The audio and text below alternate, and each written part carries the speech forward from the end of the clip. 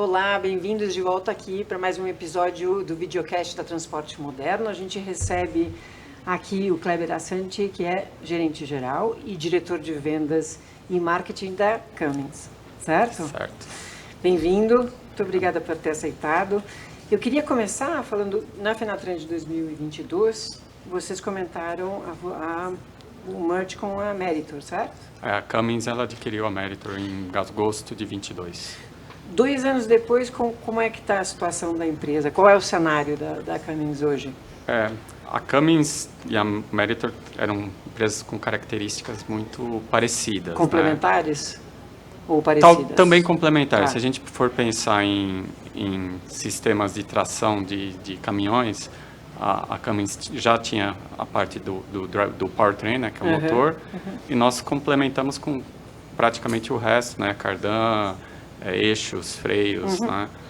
Então, assim, foi bastante complementar. Tá. Mas empresas muito parecidas, empresas americanas, muito mais dedicadas a caminhões do que automóveis.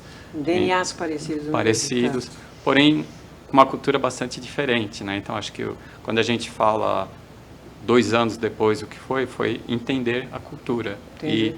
E, em princípio, a gente, né, como uma empresa adquirida, a gente olhava, bom, o que vai acontecer, mas 2 anos depois, hoje a gente vê que existiu realmente uma mistura das culturas, né? Então, muito mais forte, claro, da Cummins, né? Então, tem muita coisa que a gente aprendeu com a Cummins, mas hoje em dia, depois de 2 anos, né, a gente já troca muito mais experiências e tenta pegar o que é melhor das duas divisões, né? Porque a partir de agora, a parte de eixos, né, a antiga Meritor, ela é uma divisão, né? A gente está dentro da divisão de componentes, nós somos a divisão de eixos e freios, né, da Cummins.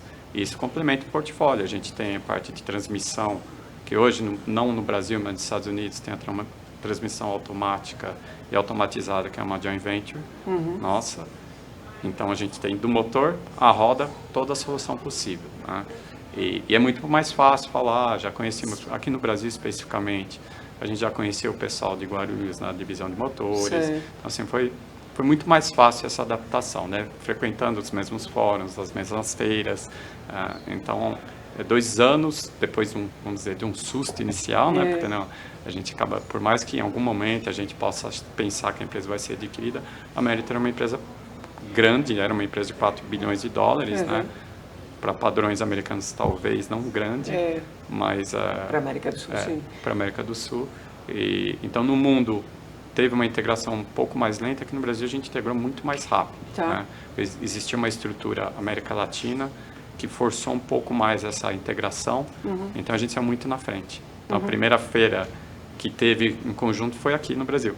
Tá. Né? A primeira feira que já saiu com o logo Cummins, porque nós tínhamos o espaço Meritor, revitalizamos tudo, fizemos um novo projeto para adequar a Cummins e toda a parte de branding da Cummins, e a gente já lançou a primeira feira aqui já com o logo Cummins, e a gente com uma divisão, naquele momento, Cummins Meritor. Né? A gente evoluiu de lá para cá, e hoje nós somos Cummins. Né? E hoje, em termos de market share, vocês estão posicionados como? A divisão de eixos tem 61% de market share. O mercado de eixos, ele tem uma Peculiaridade? Tem uma peculiaridade que as montadoras também fazem o eixo. Algumas, né? No caso do Brasil, Scania e Mercedes fazem o próprio eixo. Na Scania não temos participação, e na Mercedes nós temos uma participação pequena, mas todos os outros... as outras montadoras de caminhões e ônibus, a gente tem uma participação bastante grande. Né? E me conta, aqui na Fenatran 2024, o que vocês trazem? Que novidades, como é que vocês chegam no mercado nesse ano? A gente tem 2 propostas diferentes, né, nesse ano aqui na Fenatran. Uma delas é o eixo 18X HD. Né? Ele é um eixo que ele veio com uma necessidade de uma nova regulamentação do CONTRAN, né, no qual você pode ter caminhões 6x2, com maior carga, desde que você tenha um eixo a mais na carreta. E com isso, o eixo 18X padrão era um eixo que não atende exatamente essa especificação. infelizmente acaba sendo mais uma jabuticaba brasileira, né? Então, quando a gente foi verificar no portfólio de eixos da Cummins global, a gente não achou nada que atingisse, né, essa carga, né, específica, e a gente desenvolveu o 18X HD. Né? Então a gente está mostrando ele aqui. Do limão à limonada? Do limão à limonada. E a gente desenvolveu, desenvolvimento 100% brasileiro, para atender uma legislação brasileira. Né? E a gente está em desenvolvimento, então a gente já tem cliente que já está colocando no caminhão, porque realmente é uma necessidade, foi uma mudança... Drástica. Eu não diria drástica, mas repentina. Tá. Né? Porque isso daí foi decidido e pegou muita gente surpresa, inclusive a gente. Então, quando veio a lei, falou, bom, a partir de amanhã pode. E a nossa preocupação sempre foi, nosso eixo é bastante robusto, mas se você tiver uma sobrecarga em cima do eixo, você tende a ter uma redução exponencial da vida do eixo. Tá. Né? E com essa legislação, a gente ficou bastante apreensivo que as pessoas simplesmente iam mudar, né? É um eixo trativo a menos. Então a gente teve essa preocupação de sentar com as montadoras, né? E a grande maioria delas tem conversado com a gente e a gente está lançando esse eixo aqui na feira, um eixo mais robusto que vai atender exatamente o que a legislação precisa. Fica resolvida a questão da resistência e do Fica desgaste? resolvido, ele vai continuar realmente com a mesma resistência para a carga correta. Tá. Né? Então, a gente sabe que existem algumas aplicações que o pessoal acaba tendo um pouco de sobrecarga, mas o eixo normalmente ele é robusto o suficiente para aguentar sobrecargas esporádicas, né? Mas esse não, esse vai ser uma sobrecarga contínua. Então a gente ficou bastante satisfeito com o resultado desses testes. Sim. Então ele é o eixo mais robusto que solucionou o problema do mercado.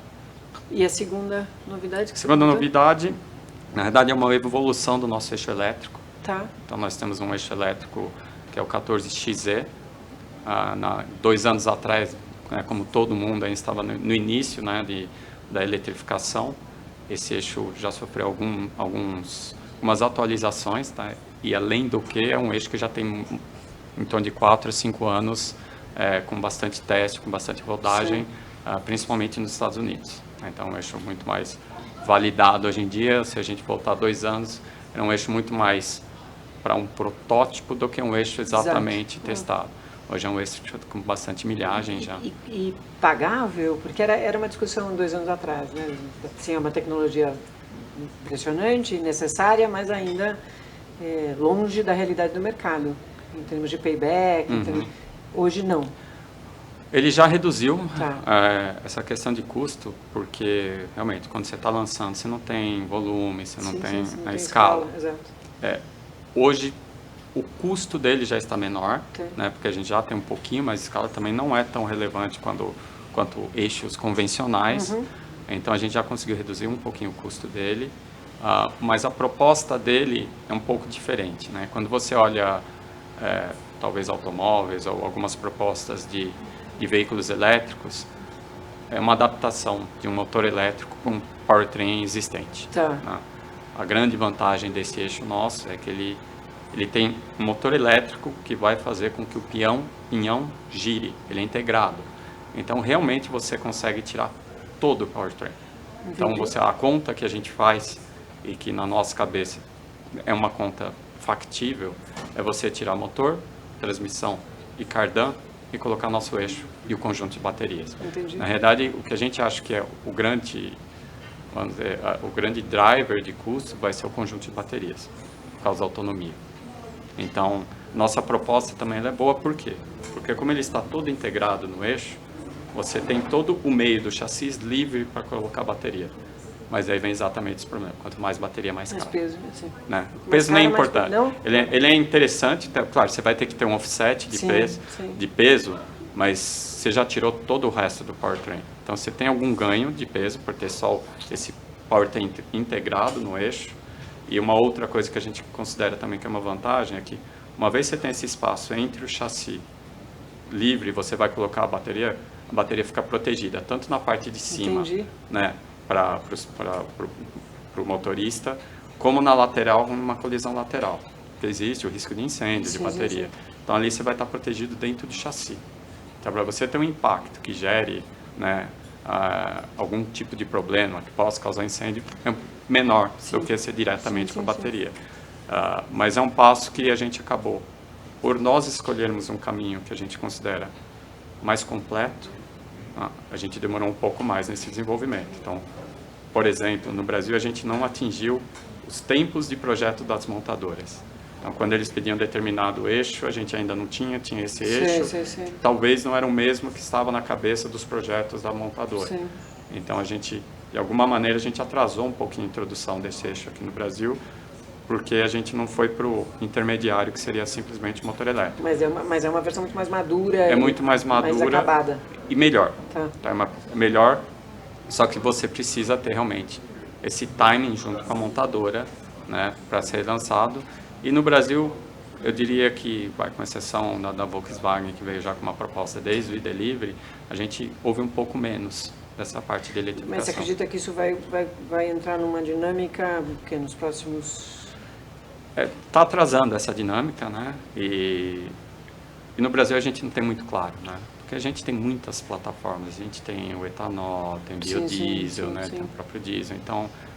E a gente tem uma questão muito maior que em outras regiões do mundo de infraestrutura, né? E tem um terceiro ponto, né? Europa e Estados Unidos têm incentivo do governo, e a gente sabe que aqui, por questões óbvias, é muito difícil o governo incentivar. Então, quando você olha para as plataformas do Brasil, você fala, iremos para a eletrificação? Se o mundo for para a eletrificação, possivelmente a gente vai ter que acompanhar por uma questão de escala. Mas se o Brasil tiver uma definição, e isso a Cummins tem feito bastante, é trabalhar com os órgãos públicos para tentar ajudar numa definição. A grande vantagem da Cummins é que a gente tem todo o portfólio. Sim. Então a gente tem desde o motor, com várias opções, né, de combustíveis, você tem o eixo elétrico, se não for o eixo elétrico a gente tem bateria, isso eu estou falando globalmente.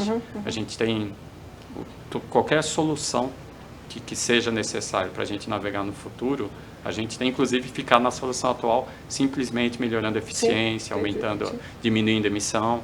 Então, eu acho que a gente podem transitar por esses momentos por todos, qualquer que seja. Então, com isso a gente consegue advogar bastante junto ao governo com soluções. Claro que é muito mais difícil, mas o que eu vejo é que a iniciativa privada, sempre no Brasil, é quem acaba puxando, né, o governo para ir para um lado ou para o outro. E isso no Brasil, no mundo, tá? A gente não tem definição final, né? Tanto que eles falam que esse meio confuso, né, essa bagunça que tem hoje em dia, é justamente porque, por mais que uma Europa tenha definido aonde quer chegar, que acho que está mais adiantada, né, que você fala, bom, já tem as mudanças, né, as metas, ninguém sabe como chegar. A gente começou falando muito de eletrificação 100%, bateria, já está tendo um atraso nessa adoção. Se tem algum problema com automóveis, por exemplo, na segunda compra, né? Daí se fala de hidrogênio, que é um outro problema. A geração de hidrogênio verde, hoje ele ainda é bastante cara. A produção, armazenagem, distribuição. O investimento para a produção de hidrogênio verde é alto. A Cummins também tem eletrolisadores que fazem isso. Mas aí você tem um custo alto de energia, você tem uma água mais tratada. Sim. Então, assim, a parte boa, né, que nos alega como Cummins é que a gente tem todo o portfólio possível e imaginável para ajudar nessa mobilidade. E, de certa maneira, vocês estão como agentes dessa transformação também, Sim. né? Sustentando com soluções que vão ser adotadas talvez no futuro próximo, mas já com um caminho. A Cummins tem, né, o Destino Zero, né, é o programa nosso de longo prazo para sustentabilidade, e com isso a gente criou realmente várias possibilidades, né? Então, e se pensar que originalmente é uma empresa de motor a diesel, né, é uma missão realmente louvável, eu diria, porque a gente está assim, realmente muito focado, né, nesse Destino Zero, né, de acabar realmente com as emissões, e prover soluções. Então, seja ela qual for, seja o tempo que for, nós temos, e nós criamos uma divisão que chama Accelera, a qual está esse eixo elétrico. Tá. É uma divisão de e-mobility, né? E temos várias soluções, né? Onde entra a bateria, onde entra essa parte de motor elétrico, do eixo elétrico, baterias, tudo está compreendido dentro da Accelera, porque é o nosso compromisso, né? Que a gente vai trabalhar também nessa frente, seja ela qual for. Eu ficaria a tarde toda conversando aqui, mas a gente está com o tempo curto, já encerrado. Muito obrigada, a gente te convida novamente para um outro episódio, a gente desenvolve mais. Ok, Tá obrigado bom? a vocês e fico à disposição sempre que Muito necessário. obrigada mesmo. Até o próximo episódio. Obrigado.